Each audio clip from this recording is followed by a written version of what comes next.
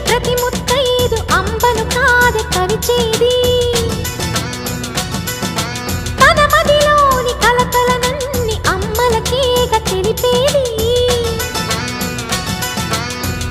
నెలతలే లేకుంటే